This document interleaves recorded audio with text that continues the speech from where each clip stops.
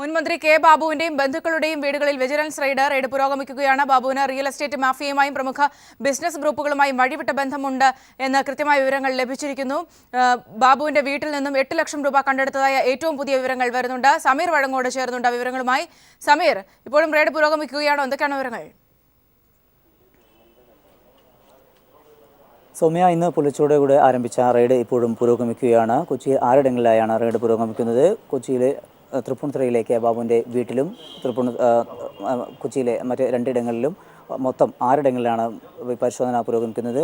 ബാബുവിൻ്റെ വീട്, അതോടൊപ്പം തന്നെ മക്കളെ കെട്ടിച്ച 2 ഇടങ്ങളിൽ, അതായത് തൊടുപുഴയിലെയും പാലാരിവട്ടത്തെയും വീടുകളിലും ബാബുവിൻ്റെ ബിനാമി എന്നറിയപ്പെടുന്ന 2 വ്യക്തികൾ, അതായത് മോഹനൻ, ബേക്കറി ഉടമ കൂടിയായിട്ടുള്ള മോഹനൻ്റെയും അതോടൊപ്പം തന്നെ ഒരു റിയൽ എസ്റ്റേറ്റ് മുതലാളി കൂടിയായിട്ടുള്ള ബാബുറാം എന്നിവരുടെയും വീടുകളിലും ഒപ്പം തന്നെ മോഹൻ്റെ ധനകാര്യ സ്ഥാപനത്തിലുമായി 6 ഇടങ്ങളിലാണ് റെയ്ഡ് നടക്കുന്നത്. ഇപ്പോൾ ഏറ്റവും പുതിയതായിട്ടുള്ള 8 ലക്ഷം രൂപ കണക്കിൽപ്പെടാത്ത തുക കണ്ടെത്തിയിരിക്കുന്നു എന്നുള്ളതാണ് ഏറ്റവും പ്രധാനപ്പെട്ട ഒരു പുതിയതായിട്ടുള്ള ഒരു വാർത്ത വന്നിരിക്കുന്നത്. അതിൽ 1.5 ലക്ഷം രൂപയാണ് ബാബുവിൻ്റെ തൃപ്പൂണിത്തുറയിലെ വീട്ടിൽ നിന്ന് കണ്ടെത്തിയിരിക്കുന്നത്.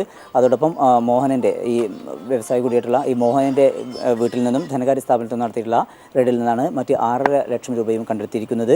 ഈ കേസുമായി ബന്ധപ്പെട്ട് നേരത്തെ FIR രജിസ്റ്റർ ചെയ്യുകയും തുടർന്ന് ബാബുവിനെതിരെ കേസെടുക്കുകയും ചെയ്തിരുന്നു. അതിൻ്റെ പശ്ചാത്തലത്തിലാണ് ഇന്ന് പുലർച്ചയോടുകൂടെ ഈ റെയ്ഡ് ആരംഭിച്ചിരിക്കുന്നത്.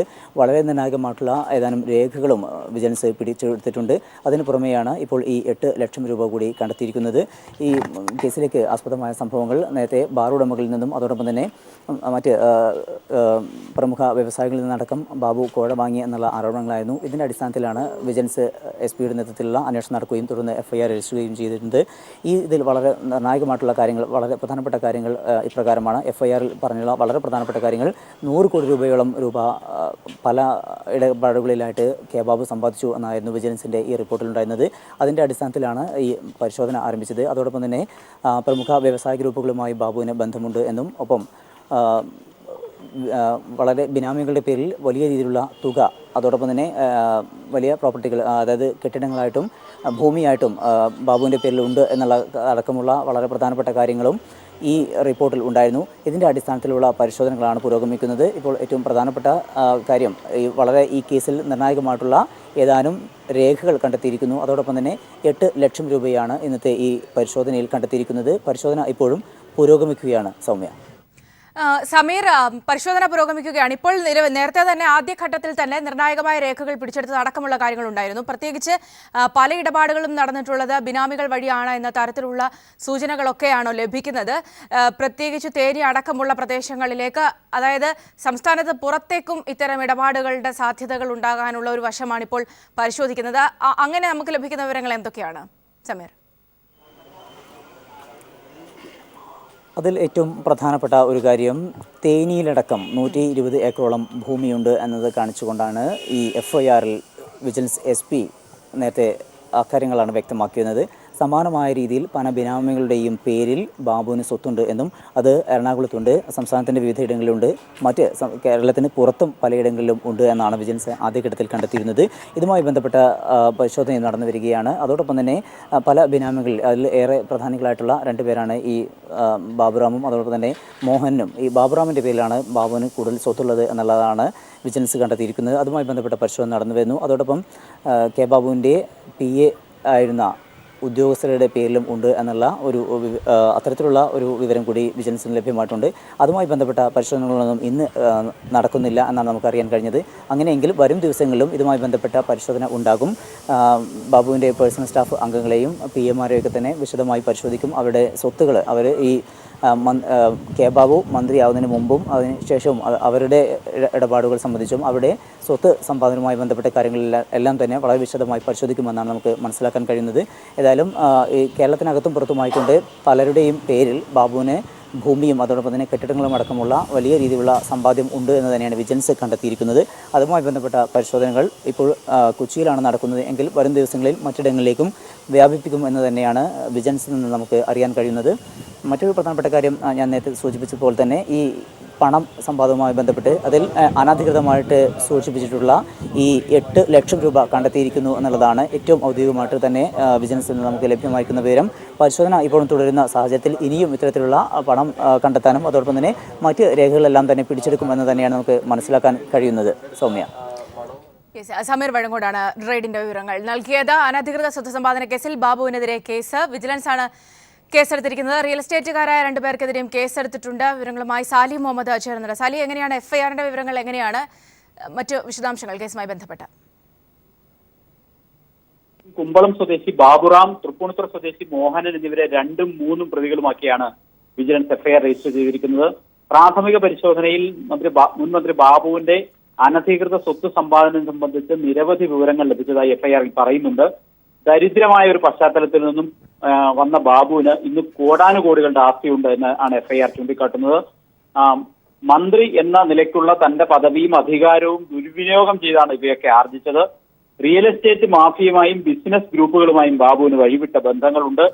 കേരളത്തിനകത്തും പുറത്തും ബിനാമി സ്വത്തുക്കൾ നിരവധിയുണ്ട്. തേനിയിലെ 120 ഏക്കർ തോട്ടം ഇതിന് തെളിവായി എഫ്ഐആറിൽ വിജിലൻസ് ചൂണ്ടിക്കാട്ടുന്നുണ്ട്.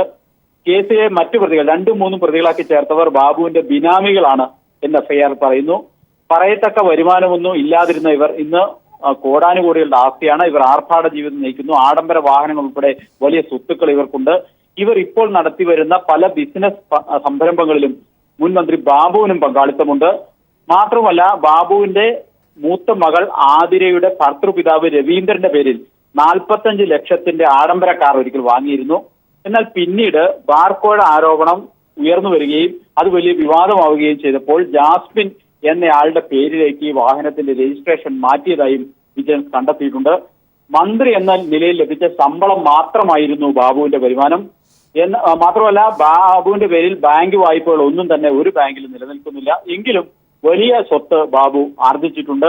അത് പട്ടിക നിരത്തി തന്നെ വിജിലൻസ് പറയുന്നുണ്ട്. എറണാകുളത്ത് മൾട്ടി സ്പെഷ്യാലിറ്റി ആശുപത്രിയിൽ പങ്കാളിത്തം, തൊടുപുഴയിൽ ലോക്ക് ബ്രിക്ക് ബിസിനസിൽ പങ്കാളിത്തം, റോയൽ ബേക്കറി ഗ്രൂപ്പ് എന്ന് പറയുന്ന വൻകിട ബേക്കറി ബിസിനസ് ഗ്രൂപ്പിൽ ബിസിനസ് പങ്കാളിത്തം തുടങ്ങി നിരവധി വിവരങ്ങൾ എഫ്ഐആറിൽ ചേർത്തിട്ടുണ്ട്. കഴിഞ്ഞ ദിവസമാണ് എഫ്ഐആർ മൂവാറ്റുപുഴ വിജിലൻസ് കോടതിയിൽ സമർപ്പിച്ചത്. എഫ്ഐആറിന്റെ കൂടി അടിസ്ഥാനത്തിലാണ് ഇപ്പോൾ പരിശോധന പുരോഗമിക്കുന്നത്. സാലിം മുഹമ്മദാണ് വിവരങ്ങൾ നൽകിയത്. Vigilance raid പുരോഗമിച്ചുകൊണ്ടിരിക്കുകയാണ്. ഒരിടവേളയിലേക്ക് മറ്റു വാർത്തകളിലേക്ക് പോയ ശേഷം ഇടവേളയിലേക്ക് പോകാം. ബാബുവിന്റെ വീട്ടിൽ വിജിലൻസ് റെയ്ഡ് നടത്തിയത് നിയമപരമായ നടപടിയെന്ന് മുഖ്യമന്ത്രി പിണറായി വിജയൻ പ്രതികരിച്ചു.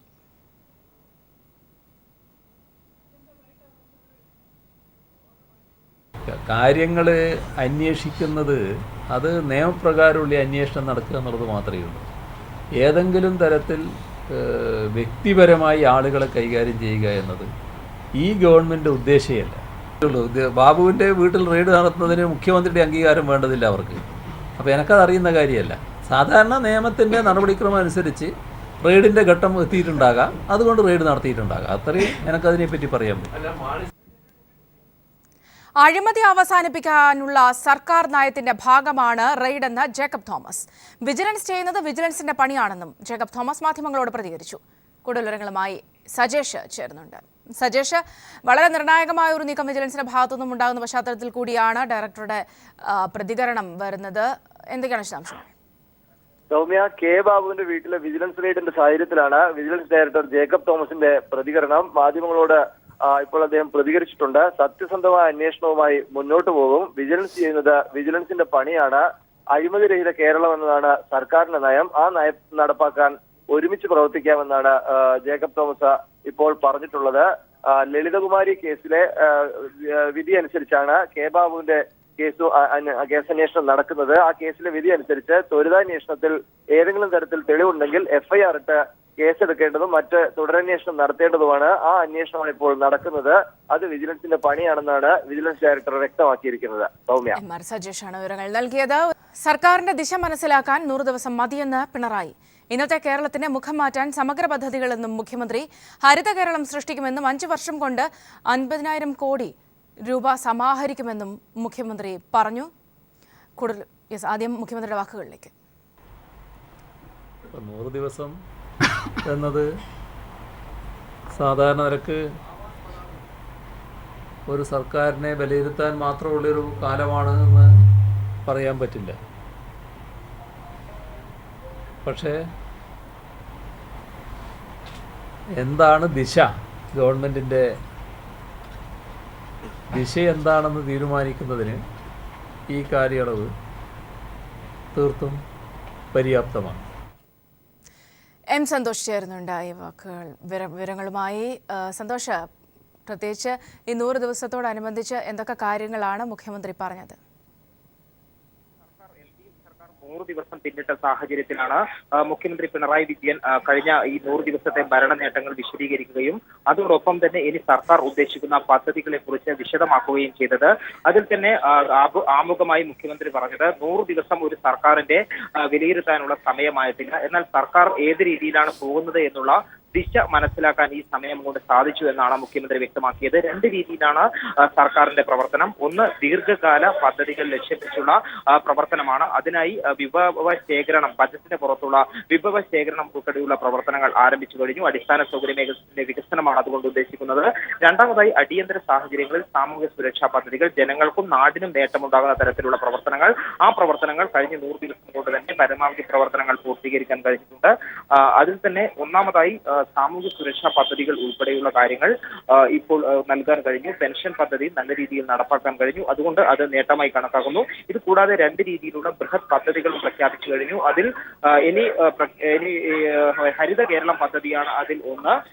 എല്ലാ തരത്തിലുള്ള ജലസ്രോതസ്സുകളും തോടുകളും പുഴകളും കുളങ്ങൾ ഉൾപ്പെടെയുള്ളവ ശുചീകരിക്കുക, ഖരമാലിന്യ സംസ്കരണം, അതിനുശേഷം കാർഷിക രംഗത്ത് ഉന്നമനത്തിനായിട്ടുള്ള പദ്ധതികൾ, അങ്ങനെ കാർഷിക രംഗത്ത് പച്ചക്കറി രംഗത്ത് സ്വയം പര്യാപ്തത കൈവരിക്കുക എന്നുള്ള ലക്ഷ്യം നേടിയെടുക്കുക. ഈ കാര്യങ്ങളിലേക്ക് സർക്കാർ പോകും. ലൈഫ് എന്ന് പറയുന്ന പദ്ധതി ഭവന പദ്ധതിയാണ്. അതായത് വീടില്ലാത്തവർക്കെല്ലാം 5 വർഷം കൊണ്ട് സമ്പൂർണ്ണമായി വീട് നൽകുന്ന പദ്ധതിയാണത്. അതിനായി എല്ലാ സൗകര്യങ്ങളോടും കൂടിയ പാർപ്പിട സമുച്ചയങ്ങൾ സ്ഥാപിക്കുന്നത് ഉൾപ്പെടെയുള്ള കാര്യങ്ങൾ സ്വീകരിക്കുമെന്ന് മുഖ്യമന്ത്രി വ്യക്തമാക്കി. എം സന്തോഷാണ് ആ വിവരങ്ങൾ നൽകിയത്. ഓണാഘോഷത്തെ എതിർത്തിട്ടില്ലെന്ന് മുഖ്യമന്ത്രി പിണറായി വിജയൻ. ഓഫീസ് സമയത്ത് പൂക്കളം ഇടുന്നത് ഒഴിവാക്കണമെന്നാണ് പറഞ്ഞതെന്നും അദ്ദേഹം വ്യക്തമാക്കി. അപ്പം ഞാൻ പറഞ്ഞത് എന്താ, ഓണാഘോഷം നമ്മളെല്ലാവരും നടത്തുന്ന കാര്യമാണ്, അത് നടത്തേണ്ടതുമാണ്. ഓണത്തിന് പൂവിടൽ എല്ലാവരും നടത്താറുണ്ട്, അതും നല്ലതാണ്. ഇതിനൊന്നും എനിക്ക് തർക്കമില്ല, അത് അക്കാര്യത്തെയൊന്നും ഞാൻ എതിർത്തിട്ടില്ല. ഞാൻ പറഞ്ഞ ഒറ്റ കാര്യം മാത്രമേ ഉള്ളൂ, ഓണത്തിന് ധാരാളം ഒഴിവ് ദിവസമുണ്ട്. ആ ഒഴിവ് ദിവസങ്ങൾ ഷോപ്പിങ്ങിന് ഉപയോഗിക്കുക. മുഖ്യമന്ത്രി പിണറായി വിജയൻ എയിംസ് സന്ദർശിച്ചു. രോഗികളുടെ ഡാറ്റാ ശേഖരണത്തെക്കുറിച്ച് പഠിക്കാനായിരുന്നു സന്ദർശനം. അതേസമയം ദില്ലിയിൽ സമരം നടത്തുന്ന നഴ്സുമാർക്ക് പിന്തുണയുമായി മന്ത്രിമാരായ മേഴ്സിക്കുട്ടിയമ്മയും കടന്നപ്പള്ളി രാമചന്ദ്രനും എത്തി. സമരക്കാരെ സന്ദർശിച്ച മന്ത്രിമാർ എസ്മ പ്രയോഗിച്ച അധികൃതരുടെ നടപടിയെ അപലപിച്ചു. കോൺഗ്രസിൽ ഇപ്പോൾ നടക്കുന്നത് ഏകാധിപത്യ ഭരണമെന്ന് KPCC vice president MM Hassan. 25 വർഷമായി സംഘടനാ തെരഞ്ഞെടുപ്പ് നടക്കുന്നില്ല. ഇങ്ങനെ പോയാൽ കോൺഗ്രസ് ചരിത്രവസ്തുവായി മാറുമെന്നും ഹസൻ പത്തനംതിട്ടയിൽ പറഞ്ഞു. സംസ്ഥാനങ്ങളിൽ കോൺഗ്രസ് പ്രവർത്തനം ഒരു ഏകാധിപത്യ ശൈലിയിലുള്ള പ്രവർത്തനമായി മാറിയിരിക്കും. അതിന്റെ കാരണം എന്താ? തെരഞ്ഞെടുപ്പില്ലാത്തതാണ്, നോമിനേറ്റഡ് കമ്മിറ്റികളാണ് എല്ലായിടത്തും. ദേശീയ തലത്തിൽ തന്നെ ഞാൻ പറയുന്നു, കോൺഗ്രസ് തെരഞ്ഞെടുപ്പില്ലാത്ത ഒരു സംഘടനയായി മാറിയതിന്റെ ഫലമായി ഇന്ന് നാം നേരിടുന്ന കോൺഗ്രസിന്റെ ശക്തിക്ഷയത്തിന്, സംഘടനാപരമായ ദൗർബല്യത്തിന് അടിസ്ഥാന കാരണം ഇതിൽ ജനാധിപത്യം കുറഞ്ഞ് പൂർണ്ണമായി നഷ്ടപ്പെട്ടു എന്ന് ഞാൻ പറയില്ല. കുറഞ്ഞ് ഏകാധിപത്യ പ്രവർത്തനം. അതല്ലേ നമ്മളിപ്പോ ഇവിടെ മണ്ഡലങ്ങളിൽ എത്രയോ കാലമായി തെരഞ്ഞെടുപ്പ് നടന്നിട്ട്, തിരുവനന്തപുരത്തിരുന്ന് ഞങ്ങൾ തന്നെ കെട്ടിയിറക്കുക മണ്ഡലം പ്രസിഡന്റ്, ഡൽഹിയിൽ നിന്ന് ഇങ്ങോട്ട് കെട്ടിയിറക്കുകയാണ് ഞങ്ങളെല്ലാം. യുനെസ്കോ കൺഫ്യൂഷൻ സാക്ഷരതാ പുരസ്കാരത്തിന് ജൻശിക്ഷൻ സംസ്ഥാൻ മലപ്പുറം യൂണിറ്റ് തെരഞ്ഞെടുത്തതിൽ അതീവ സന്തോഷമുണ്ടെന്ന് PV അബ്ദുൾ വഹാബ് MP. തുടർ വിദ്യാഭ്യാസ രംഗത്തും തൊഴിൽ നൈപുണ്യ മേഖലയിലും MPയുടെ നേതൃത്വത്തിൽ JSS നടത്തിയ ഇടപെടലുകൾക്കാണ് പുരസ്കാരം. ലോക സാക്ഷരതാ ദിനത്തിൽ പാരീസിൽ നടക്കുന്ന ചടങ്ങിൽ പുരസ്കാരം ഏറ്റുവാങ്ങും. 2015 നമുക്കൊരു യുഎന്റെ അപ്രിസിയേഷനും കിട്ടിയിരുന്നു JSS മലപ്പുറം. അപ്പോൾ കഴിഞ്ഞ വർഷം ഞങ്ങൾ ഭാരത് സാക്ഷരതാ അവാർഡ് കിട്ടിയപ്പോൾ നമുക്കതൊരു പ്രചോദനമായി കൂടുതൽ വർക്ക് ചെയ്യാനൊക്കെ. കഴിഞ്ഞ വർഷം ഞങ്ങൾ നന്നായി വർക്ക് ചെയ്തിട്ട് നമ്മൾ ഡൽഹിയിൽ നിന്ന് നമ്മളതാണ് നോമിനേഷന് പോയി എന്നുള്ള വിവരം കിട്ടി. പിന്നെ വേറെ പല രാജ്യങ്ങളുമായിട്ടുള്ള കാര്യത്തിൽ നമ്മളൊരു പ്രതീക്ഷ നമുക്ക് ഉണ്ടായിരുന്നു, പക്ഷേ നമുക്ക് മറക്കുന്ന ഉറപ്പില്ല. പക്ഷെ അത് ഇപ്പോൾ കഴിഞ്ഞ കുറച്ച് ദിവസം മുമ്പ് നമുക്കൊരു ഇൻറ്റിമേഷൻ കിട്ടി. കാരണം നമ്മളെ പാസ്പോർട്ടും മറ്റു ഡീറ്റെയിൽസും കാര്യങ്ങളും ഇതൊക്കെ റെഡിയാക്കാൻ വേണ്ടി പറഞ്ഞപ്പോൾ തന്നെ മനസ്സിലായി. പക്ഷെ ഔദ്യോഗികമായിട്ട് ഇന്നലെ പ്രഖ്യാപിച്ചതിൽ വളരെ സന്തോഷിക്കുന്നുണ്ട്.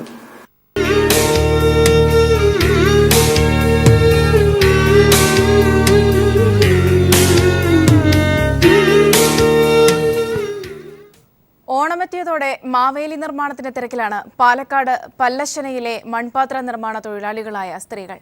ഉത്രാടം മുതൽ അവിട്ടം വരെ പാലക്കാട് വീടുകളിൽ പൂക്കളമിടുന്നതിന് പുറമെ മാവേലിയെയും പരിവാരങ്ങളെയും പൂജ ചെയ്ത് ആചരിക്കുന്ന ചടങ്ങുകൂടിയുണ്ട്.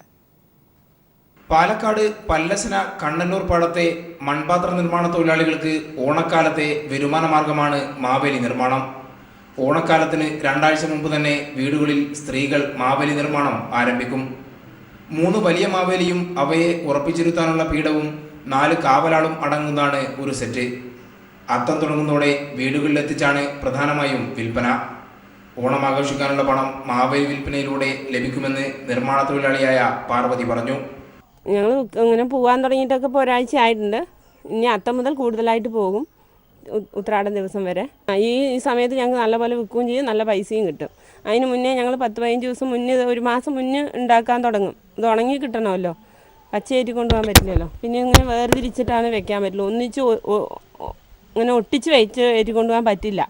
100 മുതൽ 150 രൂപ വരെയാണ് ഒരു സെറ്റിൻ്റെ വില. ഉത്രാടം മുതൽ പൂക്കളത്തോടൊപ്പം മാവേലിയെ അണിച്ചുരുക്കി വീടുകളിൽ വെക്കും. ദിവസവും 3 നേരം പൂജയും ഉത്രാടം മുതൽ അവിട്ടം വരെ വീടുകളിലുണ്ടാവും. News bureau, Palakkad. Indian broadcast ഫെഡറേഷന്റെ 17ാമത് വാർഷിക ജനറൽ മീറ്റിംഗ് അവസാനിച്ചു. പുനീത് ഗോയങ്കെ ഫൗണ്ടേഷൻ പ്രസിഡന്റായി തെരഞ്ഞെടുത്തു. രഞ്ജിത് ശർമ്മ, NP സിംഗ്, സുധർ ഷുവർട്സ്, K മാധവൻ എന്നിവരെ വൈസ് പ്രസിഡന്റുമാരായും KVL നാരായണ റാവുവിനെ ട്രഷററായും ഫൗണ്ടേഷൻ തെരഞ്ഞെടുത്തു.